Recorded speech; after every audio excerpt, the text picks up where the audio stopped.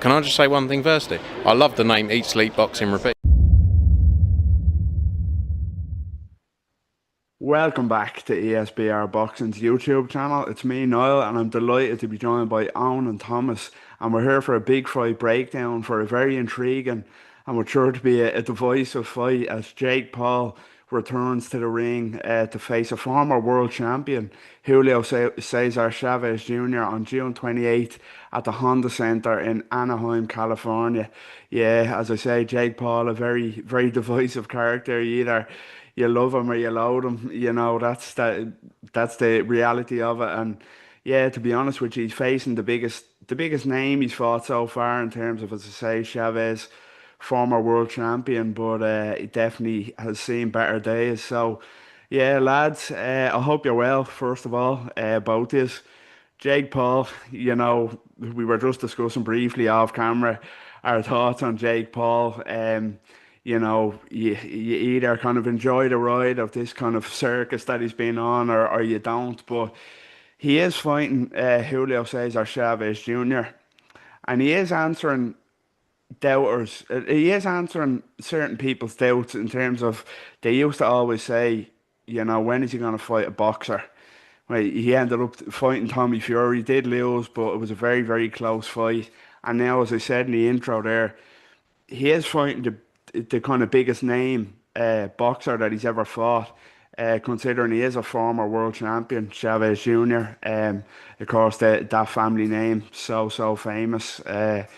Coming off the Mike Tyson fight as well, but we don't count that Mike Tyson fight towards anything. So yeah, first of all, I'll start with you, Thomas. I just want to get your kind of thoughts on this matchup, and kind of what do you make of Chavez Jr. as an opponent for Jake Paul, without giving any sort of a prediction away just yet? But what are your thoughts on this matchup? Sure. I actually think that I don't really hate the matchup. I think it's actually like the next logical step for Jake Paul to take. And it's kind of weird calling Chavez Jr. a step up. But he's not 60 years old and he's relatively active and he's a former world champion. So, and he is former world champion in boxing, not MMA. So it will be interesting to see how he deals with that. I definitely think that Chavez is years, like almost a decade past it at this point, but I do think that it is an interesting matchup and I don't hate it.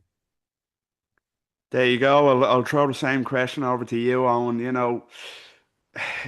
Personal kind of feelings about this whole Jake Paul experiment to the side. When you seen this announced, Julio Cesar Chavez Jr., as Thomas said, he's not 60 years old. What was your thoughts on the matchup? I mean, I know I'm one for controversial statements and not to mince what I say. He lost to Anderson Silva. Um, that says it all for me. Jake Paul's trying to paint this as you told me to fight a boxer. I'm fighting a world champion. He beat Andy Lee in his pomp. So that shows you how long ago Julio Cesar Chavez was actually at the peak of his powers. Obviously he lost to Danny Jacobs, Canelo, etc. He has got 54 wins as a professional on his record. It's I suppose it's easily marketable to the Jake Paul fans and the people who enjoy the Jake Paul experience, as you said, because it was a world champion. His dad was a legendary, iconic name in the sport. So it's got the easy marketable stuff, but he lost to Anderson Silva.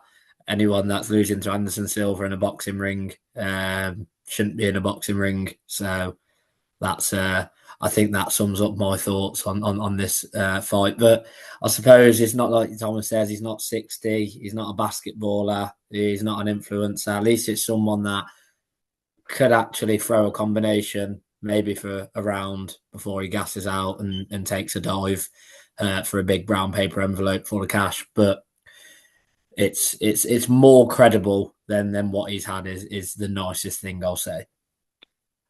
Yeah, it's very true in what you say, and that, I mentioned that at the start. People are saying, when was he going to fight a boxer?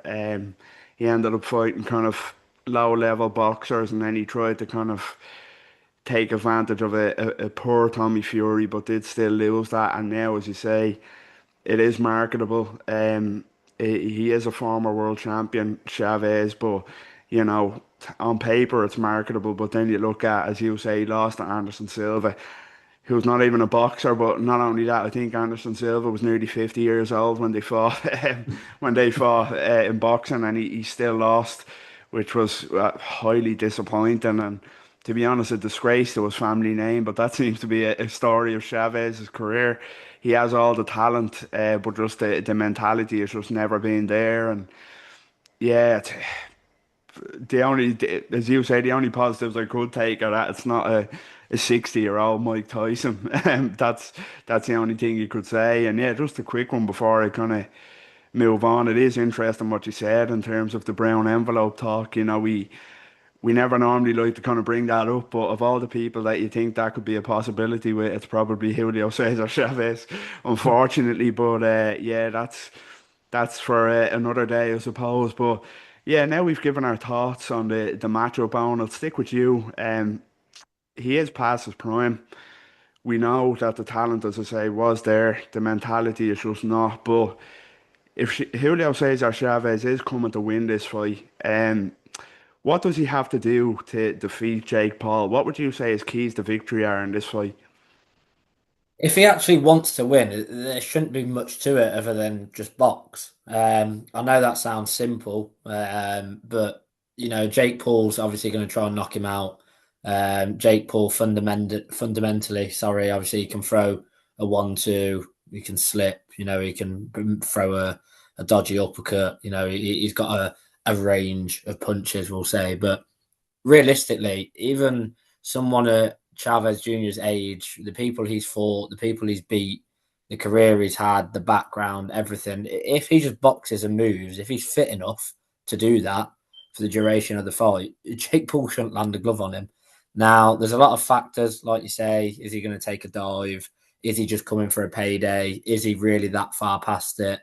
At this age, if Jake Paul loads up and throws a massive unorthodox overhand right or hook, is it going to wobble him and knock him out? But for me, if you're Chavez Jr.'s trainer, his coach, his team, just tell him to box, do the fundamentals, get in, get out, 1-2, keep on your toes, keep him guessing. Tommy Fury was doing it at times, landing a punch or two max and tying him up, and it worked. So it's mental to say Tommy Fury has almost shown the blueprint without even giving a hint of showing the blueprint at the same time. So for me, someone of Chavez Jr., his stature, his name, his history, etc., everything all in. He's just got to box and move. Don't get caught up in trying to stand and trade and the messiness. Get in, get out, keep him on his toes and just box his head off. I have to say, I agree. I do think it's that simple. And it's tricky when you're talking about Jake Paul on these videos because that's the sort of analysis you're going to have to give because it is that Mhm. simple. But Thomas, yeah, I'll throw it to you. Do you have anything to add to that? What are your thoughts on Chavez's kind of keys to victory here? Is it just, be mentally switched on and just do what you're good at and box, or what's your thoughts on this? I actually would like to see him fight a more aggressive fight like he used to, when he was close to his prime. Make the ring small, cut it off, get Jake Paul in the corner on the ropes and work on the inside, work the body, come upstairs to the head, um, and try to wear him out. And I think if he does that, it'll be interesting to see, like, does Jake Paul have the ring IQ to fight on the inside, to fight an Mm. inside fight and keep Chavez off of him if Chavez is ultra aggressive. But one thing I've noticed about Chavez in his last several, I mean, ever since the Sergio Martinez fight, he seems to have like done away with that style. Like he's kind of like on the back foot boxing, and I don't really like that. I don't think that's what he was best at. I would like to see him get back to the Chavez Jr. of old, fight kind of more like his dad, at least stylistically. Um, make the ring small and fight on the inside. That's what I would like to see from him. Yeah, that's another interesting shout. As you say, we seen him in his prime, what he done to the likes of Andy Lee. I know it was God knows how many years ago now, but that aggressive, volume punching, spiteful puncher, he could bring it back if the mentality is there. If he wants to finally do his family name proud and his father proud, this is the kind of the day to do it, to save boxing, if you will, from the curse of Jake Paul, as a lot of people kind of see it as. Yeah, it's just, I do think if he's mentally switched on, as Owen said, he's just light years above in boxing ability and IQ and experience. But that's such a big if. It really is. I hope that we see it happen, but I don't think we will, to be honest with you, which brings me on to kind of predictions. Before we, I have one more question to ask after, but we will go to predictions now. Thomas, I'll stick with you. We've broke down your thoughts, your keys to victory. Who gets it done? What's your prediction for this one on June 28th? Maybe I'm giving Chavez Jr. a bit too much credit here, but I I will pick Jake Paul to win by close decision. Maybe a bit controversial. Um, I just think that like if he's on Chavez Jr., even though he's 39 years old and way past it, like you guys said, if he turns it on and really because there's a lot of money on the line here, so you would think that he would take it seriously. Um, but maybe he's just gonna phone it in for a payday, who knows? But if he really turns it on and it applies his IQ, I think that he will at the very least give Jake Paul some problems.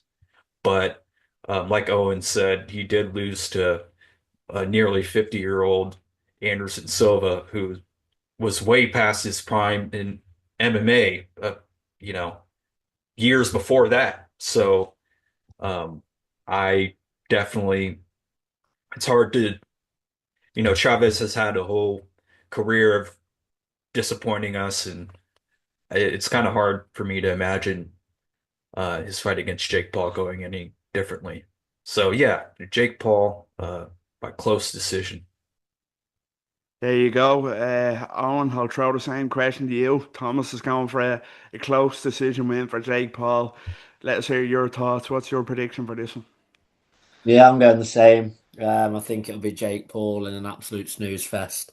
Um, I'd love Chavez Jr. to just throw caution to the wind, fuck it, roll back the ears, step on the front foot, fight, body, head, wear him down. Like Thomas said, get him in the corner and just punch the living daylights out of him. However, I think we're going to see Chavez Jr. box and move for a couple of rounds, make it look competitive before Jake Paul takes over and gets a close points decision.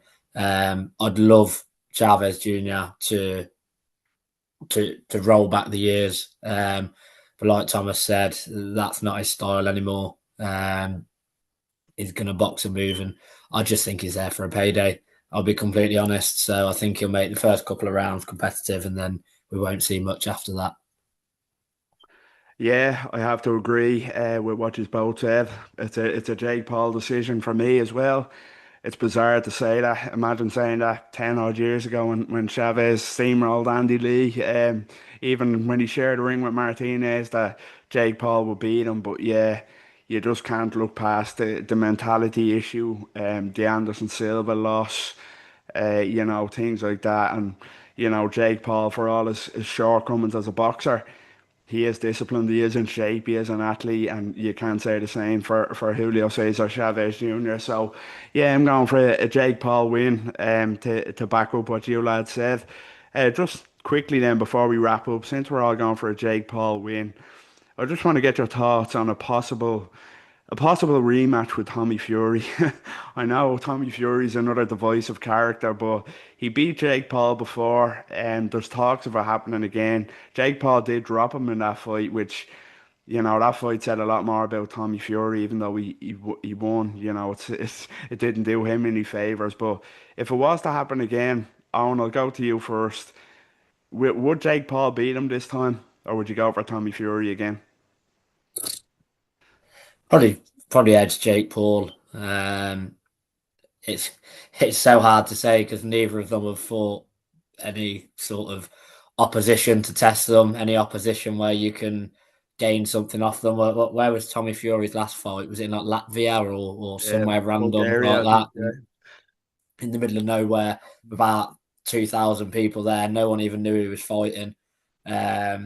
Obviously, I've seen Roman Fury fighting more than I've seen Tommy. So yeah, I think Tommy Fury's so limited as a boxer; it's unbelievable.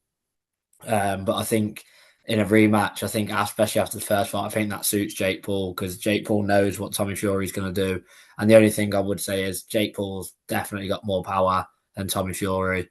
So I'd probably edge it towards Jake Paul in another terrible contest. There you go, Thomas. Same to you. Before we close it out, Jake Paul nearly beat him the first time. What's your thoughts on a potential rematch there with Tommy Fury? Um, yeah, I mean the first fight wasn't very entertaining, so it's I'm not really I wouldn't really be too excited to see a rematch, but I do think it would make sense, assuming Paul gets past Chavez Jr. to go after that. So at least he can say, because the fight was close enough to where, he could potentially win a rematch. So if he wins a rematch, he can say, well, I beat everyone I ever fought.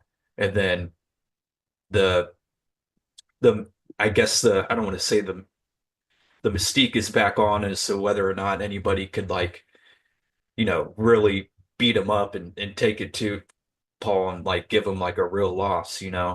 So I think that would be the next logical step for him to take, but yeah, it's not really anything too exciting in my opinion. No, it's definitely not too exciting, and I do agree that it is logical. I think Tommy Fury needs it, to be honest. Owen, as you said, fighting in where Bulgaria or wherever it was, nobody knew he was fighting. He needs the Jake Paul rematch, and I think he knows that himself, which is a sad indictment for his career, to be honest with you. But yeah, Paul Fury is talk for another day.